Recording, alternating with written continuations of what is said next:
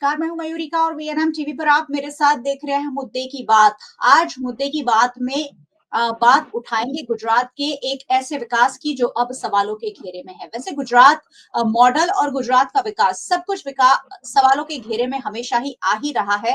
Gujarat model पर तो सवाल उठ ही रहे हैं, गुजरात के अलग अलग शहरों में जो विकास हो रहे हैं उन पर भी सवाल उठ रहे हैं। और सवाल क्यों ना उठे, लाखों करोड़ों की लागत से जब कोई विकास कार्य होता है और कुछ ही सालों में वो विकास कार्य फिर से खर्च करने के लायक बन जाए तो सवाल उठना लाजमी है। कुछ ऐसा ही सूरत में हुआ है जहां 6 साल पहले फ्लाईओवर ब्रिज बनाया गया था, लेकिन अब 6 साल में ही वो ब्रिज में जगह जगह दरारें पड़ गई है और अब वहां करीबन फिर से करोड़ों की मरम्मत करने की नौबत आई है। ऐसे में जिस तरह का विकास हो रहा है और विकास कार्यों में जिस तरह का भ्रष्टाचार हो रहा है उस पर आज बात करेंगे और सूरत से ही कुछ खास मेहमान हमारे साथ जुड़े हैं, उनसे जानेंगे कि आखिरकार सूरत में ये जो समस्या आई है और गुजरात के सभी शहरों में विकास कार्यों पर जिस तरह के सवाल उठ रहे हैं उस पर उनका क्या मानना है। मेरे साथ सूरत से सामाजिक कार्यकर्ता धर्मेश गामी जुड़े हैं। धर्मेश जी, बहुत बहुत स्वागत है चर्चा में आपका। धन्यवाद। और हमारे साथ सरफराज घासवाला जुड़े हैं। सर, आपका भी चर्चा में स्वागत है। नमस्कार। चलिए धर्मेश भाई के पास चलेंगे और जानेंगे कि अणुव्रत द्वार के पास 2016 में जो फ्लाईओवर ब्रिज बनाया गया और उस वक्त भी करीबन 55 करोड़ की लागत से ये ब्रिज बना था जो अब मरम्मत मांग रहा है। क्या कहेंगे धर्मेश भाई, 55 करोड़ की लागत से एक ब्रिज बनता है जिसकी उम्र करीबन 15, 20, 25 साल होनी चाहिए और 6 ही साल में वो फिर से करोड़ों की मरम्मत मांग रहा है।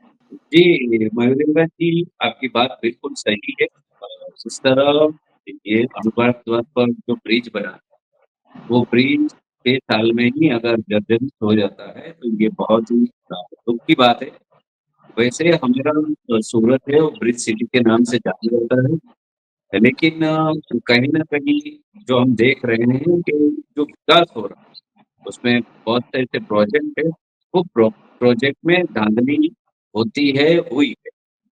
कॉन्ट्रैक्टर पेटा कॉन्ट्रैक्टर को कॉन्ट्रैक्ट दे देते हैं और कहीं न कहीं कॉन्ट्रैक्ट लेने वाला, उसके बाद कॉन्ट्रैक्ट चलाने वाला, वो उनको कौन दिलाने वाला, ये सारे लोगों की कहीं न कहीं मिलीभगत होती है और उसके कारण जो काम जिस तरह से होना चाहिए, वो ठोस काम नहीं हो।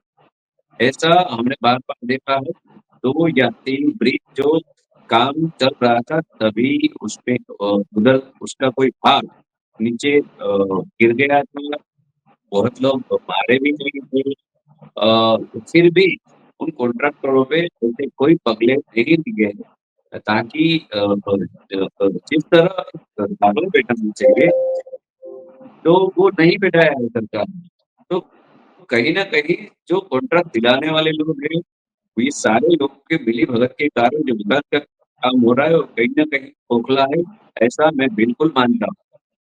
बात अणुव्रत द्वार की करें, जो ब्रिज बना है, अगर 6 साल में ही इतना जर्जरित हो गया और 7 करोड़ रुपए की मरम्मत करना पड़े, तो ये प्रजा का टैक्स का पैसे का फालतू में एकदम यहाँ का जो अभी प्रशासन है, जो भी प्रशासन करने वाले लोग हैं, इनको कोई लोगों की पड़ी नहीं है और एकदम जैसे जो बनता है बनो, ऐसे फुटपाटे बहुत जो 6-6 महीना पहले 2 महीने के अंदर तोड़ के फिर बनाई जाती है। तो यानी जो विकास रियल होना चाहिए, करना चाहिए, वो कहीं न कहीं नहीं हो। माननीय नरेंद्र भाई मोदी जब मुख्यमंत्री थे गुजरात के और उनकी जो पकड़ थी अधिकारियों पर और जो काम करते थे, वो जो भी प्रोजेक्ट चलता था, उनका वेरिफिकेशन करने के लिए उनके पास टीम थी। लेकिन अभी फिर जितने भी मुख्यमंत्री आए, उनकी कहीं न कहीं प्रशासन पे पकड़ बहुत ढीली है, उनको कोई गिनता नहीं है और बहुत सी धांधली होती है, करप्शन बढ़ा है, ये भी मैं बिल्कुल मानता हूँ। अब विपक्ष की बात करें तो विपक्ष आवाज़ उठाता है, लेकिन विपक्ष में कोई दम है नहीं। कहीं न कहीं विपक्ष के भी लोग उसपे मिली-जुली काम करता है और विपक्ष है ही नहीं पहली बात तो और है जी। तो उनका कोई सुनते नहीं है और पब्लिक की आवाज़ ये सरकार में सुनी बिल्कुल नहीं जाती है। ये भी सनातन सत्य है, लेकिन जी। करे क्या? अब सब उन्हीं के हाथ में है, भैंस भी उनकी, लाठी भी उनकी, सब कुछ उनका है। अब प्रजा किसको बोले? किसी को कुछ बोल नहीं सकते हैं, जिस तरह चलता है सही चलता है। चलिए सूरत से ही सरफराज घासवाला हमारे साथ जुड़े हुए हैं। विकास कार्य सूरत ब्रिज सिटी और ब्रिज सिटी के नाम से सूरत अब जाना जाने लगा है। बहुत सारे अच्छे-अच्छे ब्रिज बनाए हैं, लेकिन ब्रिज बनाने में जो धांधली हुई है वो सवालों के घेरे में है। क्या कहना चाहेंगे सरफराज भाई? जिस तरह कॉन्ट्रैक्ट दिए जाते हैं, वहीं से ये भ्रष्टाचार शुरू होता है और कुछ ही सालों में करोड़ों के विकास कार्य जवाब दे जाते हैं। मैडम आपकी बात सही है कि सूरत ब्रिज सिटी तो बन गया, पर ये ब्रिज सिटी की जो सफर है, जो ब्रिज बनते बनते शासन, कॉन्ट्रैक्टर, इन लोगों की मिलीभगत में जो सूरत शहर की जो प्रजा है, इन लोगों का जो खून पसीने के टैक्स का पैसा वो बेफाम रीत से उड़ाया जा रहा है। पहले तो करोड़ों रुपए के टेंडर निकलते। हमने आगे भी धर्मेश भाई, मेरे साथी धर्मेश भाई गामी को पता है कि सूरत के अंदर तकरीबन 100 से ज्यादा ब्रिज तो हो गए, पर ये ब्रिज बनाने के अंदर कई बार, और ब्रिज बनाने के अंदर ही कई भ्रष्टाचार हो चुके, उसके अंदर कई अधिकारियों के, कॉन्ट्रैक्टरों के नाम आ चुके, कितने ब्लैक लिस्ट हो चुके, पर फिर भी ये सिलसिला जारी रहता है। कभी कभी तो ऐसा था कि टेंडरिंग करने के बाद कॉन्ट्रैक्टर अदर अमाउंट मांगता है कि हमको और ज्यादा पैसा चाहिए, वो भी कॉर्पोरेशन ने ठहराव करके मंजूर किया है। अब ऐसे में पता नहीं चलता, वो बनने के बाद भी मैडम उसके अंदर कई भ्रष्टाचार निकलते हैं। जैसे सूरत के अंदर अड़ाजन से एक ब्रिज निकला था, जिलानी ब्रिज, जैसे बनते ही इसके बाद अस्मिता बेन सिरोया मेयर थे उस टाइम, तब उस टाइम पे नया नया विधानसभा के इलेक्शन थे उस टाइम पे नया 225 करोड़ रुपए का जो ब्रिज था मैडम, 225 करोड़ रुपए का ब्रिज, जिसको बोलते हैं एक रकम होती है, भारी भरकम रकम होती है, 225 करोड़ रुपए रकम होती है, उस ब्रिज के अंदर भी भ्रष्टाचार निकला मैडम। हमको पता है उस टाइम पे हाथ से इतने बड़े ब्रिज की जो टाई से थी, वो टाई से हाथ से निकालने से निकल जा रही थी मैडम। तभी सारी प्रमुख चैनलों ने इस न्यूज को चलाया था कि गुजरात को तब डबल इंजन की सड़क विकास की जब बात हो रही थी कि गुजरात का विकास, तो ये मुद्दा यूपी में जाके उछला था कि देखिए गुजरात का विकास है। जी। तो अब गुजरात मॉडल जो है सवालों के घेरे में इसलिए है क्योंकि जगह जगह भ्रष्टाचार की खबरें सामने आ रही है। सोचिए, एक सूरत शहर और एक ही शहर में 100 जितने ब्रिज बना दिए जाते हैं और ब्रिज को ही ये सरकार जो है वो विकास समझ रही है। उन्हें लग रहा है कि बहुत सारे ब्रिज बना दिए तो आपका शहर विकसित हो गया। भले ही ब्रिज के नीचे बहुत सारी गंदगी हो, वहां लोगों को पार्किंग की जगह ना मिल रही हो, तरह तरह की समस्याएं हैं, लेकिन ब्रिज के नाम पर पैसा कमाने का कहीं ना कहीं एक बिजनेस पूरे गुजरात में शुरू कर दिया गया है। ये कहानी जो आप बता रहे हैं वो मैं रिलेट कर पा रही हूँ कि हर शहर की करीब यही कहानी है। धर्मेश जी, आप कितना रिलेट करते हैं मेरी बात से कि ब्रिज को ही अब विकास समझ लिया गया है कि ब्रिज निर्माण हुआ क्योंकि सबसे बड़ा काम होता है और जब बड़ा काम होता है तो धांधली भी बड़ी होती है। बात सही है, सिर्फ ब्रिज की बात नहीं है। गुजरात सरकार के हर प्रोजेक्ट की बात करें तो कहीं न कहीं इसमें भ्रष्टाचार बढ़ा है। उन पे ध्यान रखने वाले कोई नहीं है, क्रॉस वेरिफिकेशन करने वाली एजेंसियाँ हैं, वो कहीं न कहीं नहीं है। तो कुल मिला के जो भी प्रशासन के लोग हैं, जो कॉन्ट्रैक्ट देने वाले लोग हैं, ये सारे लोगों की ही बात है। उन पे अगर कोई फरियाद भी होती है तो उनको कहाँ किसी को सज़ा मिली है, मुझे बताइए। आज तक भ्रष्टाचार के अंदर किसी को सज़ा मिली है, ऐसा मैं नहीं मानता हूँ कि कोई कॉन्ट्रैक्टर को मिला है। तो कहीं न कहीं जो जो विकास हो रहा है, ये विकास के अंदर रोड की बात कर लो आप, सरकार के अन्य प्रोजेक्ट की बात कर लो, प्रधानमंत्री आवासों की बात कर लो, एसएमसी की आवासों की बात कर लो, आवास भी 10 साल 8 साल में कमिटमेंट हो जाती है। तो कहीं न कहीं आज आप झोपड़पट्टी मुक्त शहर को करना चाहते हैं, करें, नो डाउट विकास होना चाहिए, अच्छा होना चाहिए। लेकिन आप जो आदमी जहाँ पे रहता है उसको आप मकान और वो मकान 10 साल में अगर खलास हो जाता है, खत्म हो जाता है, तो वो क्या मतलब का? इस तरह का विकास टैक्स का पैसा फालतू अगर वहाँ पे एंजॉय ये ठीक नहीं है कहीं न कहीं। तो आप मैंने तो बहुत जगह देखे हैं, हर साल के अंदर आप देखिए, हर साल बारिश होता है, रोड टूट जाते हैं। तो कहीं न कहीं ये सड़कें इस तरह टूट जाए इतनी वीक नहीं होनी चाहिए। विकास हो, कॉर्पोरेट विकास हो, अच्छा काम हो, इस तरह यहाँ अभी गुजरात सरकार में मॉनिटरिंग करने की जो बात है, वो कहीं न कहीं नहीं हो रही है। ये बिल्कुल बात है और जो भी शहर है, वो 2-4 लोगों के हाथ में है, 2-4 लोगों की ही चलती है और किसी की चलती नहीं है। बात पब्लिक की है, पब्लिक के तो कुछ उसकी राय भी ली जाती है और विपक्ष ऐसा कुछ है नहीं, तो करना भी उन्हीं को है सब कुछ। तो वो जिसको चाहते हैं, उनके जो खास है करेगी है, उनको जिसको तो पहले ही पैसे पहुँचाने होंगे, उनको टेंडर मिलता है और टेंडर में परसेंटेज वाइज़ देखो भारतीय जनता पार्टी का तो आज सिस्टम हो गया है कि वो जिसको भी टेंडर मिलता है, देते हैं, तो उनमें परसेंटेज पहले से ही देना पड़ता है। तो ये जी एक भ्रष्टाचार को शिष्टाचार कर दिया है। तो मैं पार्टी की तरह नहीं चलना चाहिए, भारतीय जनता पार्टी जो शासन चला रही है तो कम से कम लोगों का ध्यान रखना चाहिए कि जो विकास हो रहा है वो विकास खोखला है, उन पे माननीय नरेंद्र भाई मोदी ने खासकर ध्यान देना चाहिए कि इस तरह यहाँ मुख्यमंत्री थे और तब जो प्रजा में जुनून था, तब जो विकास का कार्य होता था उसमें बहुत ही मजबूताई थी। लेकिन उसके बाद वो जाने के बाद जिस तरह सिस्टम चल रही है, सिस्टम कहीं न कहीं खोखली है और जो अधिकारी है उनको भी भ्रष्टाचार का कोई डर नहीं है। सब मिली-भगत के कारण सबका जेब भरा ले रही है और पब्लिक को कोई पूछने वाला नहीं। जी, बिल्कुल, जो आप बात कह रहे हैं वो बहुत सही है कि जब यहाँ मुख्यमंत्री थे देश के प्रधानमंत्री नरेंद्र मोदी तब उनके साथ अधिकारियों की एक ऐसी टीम चलती थी जो उनके कहीं भी जाने से पहले सारा स्टडी कर वहाँ की समस्याओं को सुलझा देती थी। उनके बाद कुछ पपेट मुख्यमंत्री गुजरात को दे दिए गए जिन्होंने गुजरात की सारी जो सियासत थी, जो रणनीति थी, जो कार्यप्रणाली थी सरकारी अधिकारियों की काम करने की उसमें बहुत ढील दे दी और उसी की वजह से अब गुजरात की जनता जो है वो भुगत रही है। सरफराज जी के पास चलूंगी। सरफराज जी, ये कॉन्ट्रैक्ट सिस्टम है वो गुजरात के हर शहर में इसी तरह कर गया है। हर व्यक्ति अपना फायदा देख रहा है, अधिकारी अपना फायदा देख रहे हैं, जनप्रतिनिधि अपना फायदा देख रहे हैं। जिससे आप चुनकर भेज रहे हैं वो चंद मुनाफे के चक्कर में आपको ऐसे विकास कार्यों की भेंट दे रहा है जिसकी आपको शायद जरूरत ही नहीं है या फिर आपके पैसों की फिजूल खर्ची हो रही है। कैसे रुकेगा ये? क्या कहेंगे आप? क्या मांग करेंगे सरकार से?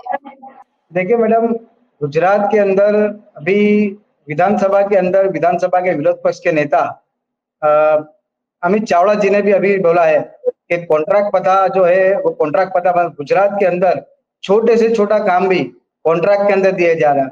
शिक्षक की भर्ती भी कॉन्ट्रैक्ट के अंदर। पता नहीं चल रहा है कि इतना कॉन्ट्रैक्टीकरण करके ये लोग क्या करने वाले हैं।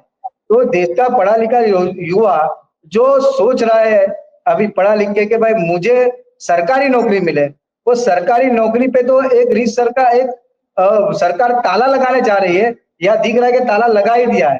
कोई सोच ही नहीं सकता आज के जमाने में, यानी कभी ऐसा कलयुग आ जाएगा, लोग देखेंगे जैसे नदी में आज लोग बोलते कि पानी नदी में नहीं दिखेगा, उसे लोग बोलेंगे कि वो हमारे बड़े हो चुके जो सरकार में नौकरी किया करते थे, वो सब भविष्य में आ जाने वाला है। क्योंकि छोटे से कचरा उठाओ तो कॉन्ट्रैक्ट में, रोड पे झाड़ू मारने का काम कॉन्ट्रैक्ट पे, शिक्षक कॉन्ट्रैक्ट पे, कलर मारना है कॉन्ट्रैक्ट पे, पानी का कॉन्ट्रैक्ट पे, स्कूल का खाना कॉन्ट्रैक्ट पे।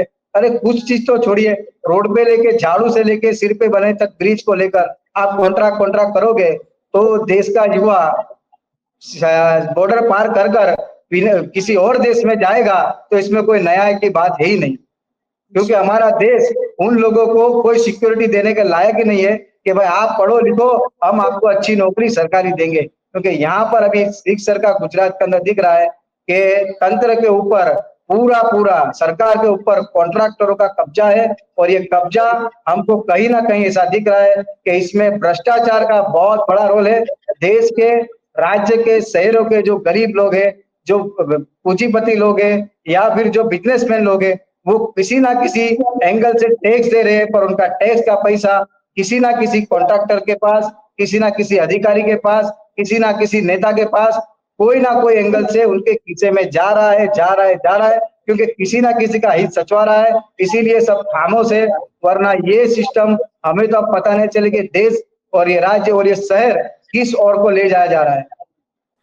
जी बिल्कुल, कॉन्ट्रैक्ट प्रथा गुजरात को कहीं न कहीं डुबा रही है। अगर कॉर्पोरेशन में कर्मचारियों की भर्ती करनी है, ड्राइवर की भर्ती करनी है, चौथे वर्ग के कर्मचारी की भर्ती करनी है, तो भी कॉन्ट्रैक्ट सिस्टम ला दी गई है और सरकार जो है कॉन्ट्रैक्टर्स के आस-पास अब घूमती हुई नज़र आती है। कॉन्ट्रैक्टर, अधिकारी और नेता, इन तीनों का जो सर्कल है वो गुजरात की जनता को डुबो रहा है। करोड़ों रुपए टैक्स भरने के बावजूद गुजरात की जनता को अब वो सुविधाएँ नहीं मिल रही है जो उन्हें मिलनी चाहिए और भर-भर झोली वोट देने के बावजूद वोट का रिटर्न नहीं मिल रहा है। धर्मेश जी, कैसे सुलझेगी ये कहानी कैसे बदलेंगे हम शहरों को, और शहरों में ये जो भ्रष्टाचार घुस गया है, क्या करना चाहिए? आम नागरिक को क्या करना चाहिए और सरकार को क्या करना चाहिए?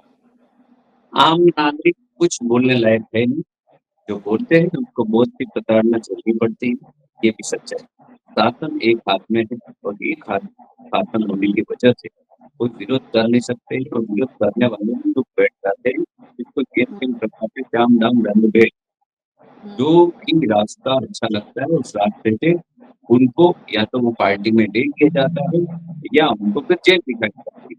तो जी। ये आज यहाँ की परिस्थिति है और गुजरात तो अभी इंडिया की एक लेबोरेटरी बन रही है, यहाँ तो जो वो चाहे वो टेस्ट कर सकते हैं और या गुजरात को मैं नहीं मानता हूँ कि भारतीय जनता पार्टी से मुक्त होना चाहिए गुजरात, लेकिन विरोध हुँ, पक्ष मजबूत होना चाहिए, विरोध पक्ष नाम की एक चीज़ होनी चाहिए।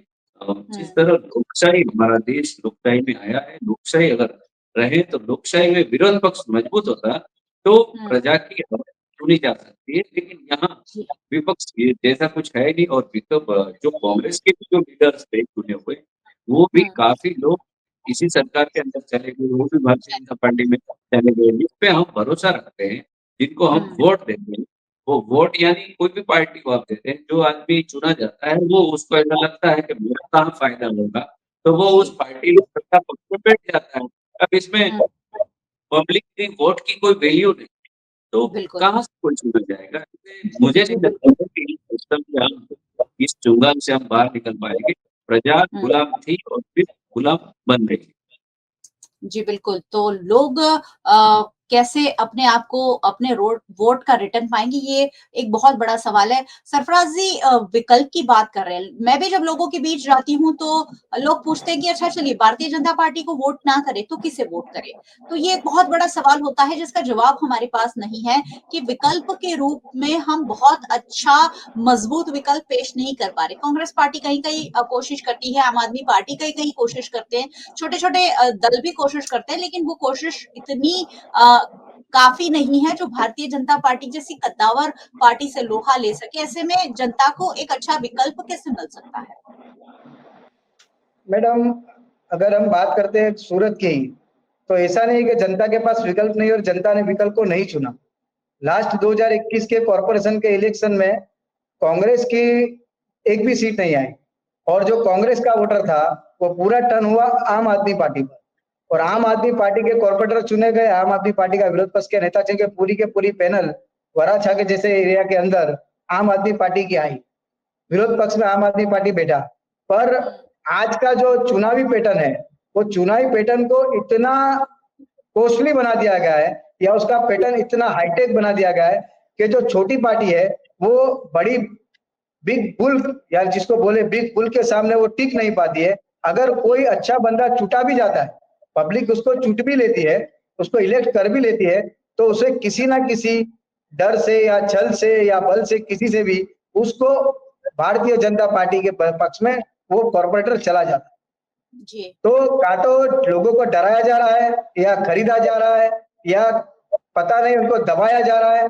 ये डेमोक्रेसी के अंदर अच्छी बात है भी नहीं और हुँ, सभी लोग वोटर भी कंफ्यूज है कि करे तो क्या करे। इसके जी, पहले बिल्कुल। 2015 के अंदर कांग्रेस को वो लोगों ने वोट दिए, कांग्रेस हुँ, विपक्ष में आई, सरकार हुँ, में नहीं आई, बोर्ड में नहीं आई। उसने भी हुँ, ताकत लगाई पर मैडम जो बहुमति का जोर है, बीजेपी कुछ ना कुछ कर कर बहुमति के जोर पे पहुंच जाती है। बहुमति होने के बाद अगर कोई कॉर्पोरेटर सभा में कुछ बोलता है, तो मैडम वो आवाज को दबाया दी जाती है, उन्हें उठा के लॉबी से बाहर फेंक दिया जाता है, उनको सस्पेंड कर दिया जाता है। हमने ये बहुत बार देखा है और मैं आम आदमी पार्टी को कांग्रेस का तो अभी कोई कॉर्पोरेटर नहीं है यानी उनको तो बोलने से कुछ नहीं। आम आदमी जी। पार्टी 4 साल हो गए हैं, पर हमने अभी कभी उनको प्रमुख मुद्दों पे लड़ते हुए देखा ही नहीं।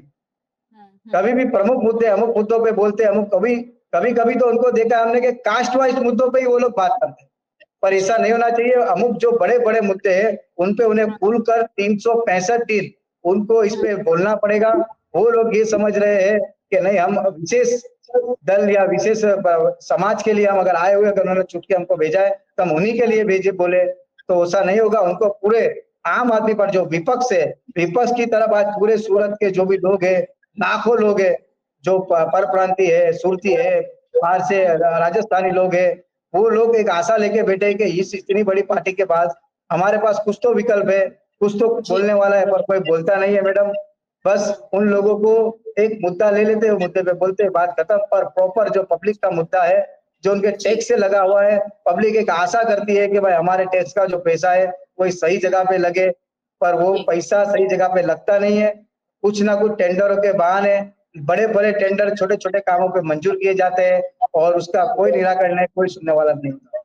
जी, बिल्कुल, ये कहानी हर शहर की है और सूरत तो बहुत कमनसीब रहा है। लोकसभा चुनाव में भी 2024 में वोट करने का सूरत को मौका नहीं मिला। तो ये बहुत कमनसीबी वाली बात है कि हम लोकतंत्र के साथ सीधा खिलवाड़ कर रहे हैं और गुजरात जैसा सूरत जैसा बड़ा शहर अगर उसे ही वोट करने की उन्हें अपॉर्च्युनिटी नहीं देते हैं, तो ये एक कमनसीबी माना जाएगा। लेकिन अब 1 साल बाद महानगर पालिका के चुनाव आएँगे और आपको फिर से कॉर्पोरेटर के चुनाव करने होंगे, तो मुझे लग रहा है पार्टी के नाम पर मत करिएगा। आप अपने लिए, आपके लिए 5 साल तक कौन काम करे, अगर वो देखकर वोट करें, तो शायद ये जो समस्याएँ हैं, थोड़ी बहुत सुलझ सकती है। शायद बहुत सालों लग जाएँगे, लेकिन फिर भी हम उम्मीद कर सकते हैं कि आपका चुना हुआ जनप्रतिनिधि अगर आता है, वो किसी भी पार्टी का हो, पार्टी बिना का हो, निर्दलीय हो, जो आपके लिए काम करने के लिए तैयार हो, तो शायद 5 साल में सूरत कुछ थोड़ी बहुत सूरत की सीरत बदलने की संभावना हम जता सकते हैं। बहुत-बहुत शुक्रिया आप दोनों मेहमानों का हमारे साथ जुड़ने के लिए। Thank you so much.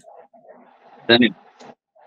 और बहुत-बहुत शुक्रिया आप सारे व्यूअर्स का हमारे साथ जुड़ने के लिए। वैसे व्यूअर्स को हमेशा जुड़ते ही रहना चाहिए क्योंकि ये सारी बातें सभी नागरिकों तक पहुँचनी बहुत ज़रूरी है। आप हमें यूट्यूब चैनल पर देख रहे हैं, ज़रूर देखते रहिए और अगर चैनल पर पहली बार आए हैं, नए आए हैं तो सब्सक्राइब कर ज़रूर जाइएगा क्योंकि यहाँ हम उन्हीं बातों पर चर्चा करते हैं जो आपके लिए जानना ज़रूरी है। आप हमें ओटीटी प्लेटफ़ॉर्म्स पर देख रहे हैं, डेली हंट, वोडाफोन टीवी, जियो टीवी और जियो टीवी फाइबर 498 नंबर के चैनल पर वीएनएम टीवी को चौबीसों घंटे लगातार देखा जा सकता है। अगर आप हमें फेसबुक पर देख रहे हैं, शेयर ज़रूर कीजिए।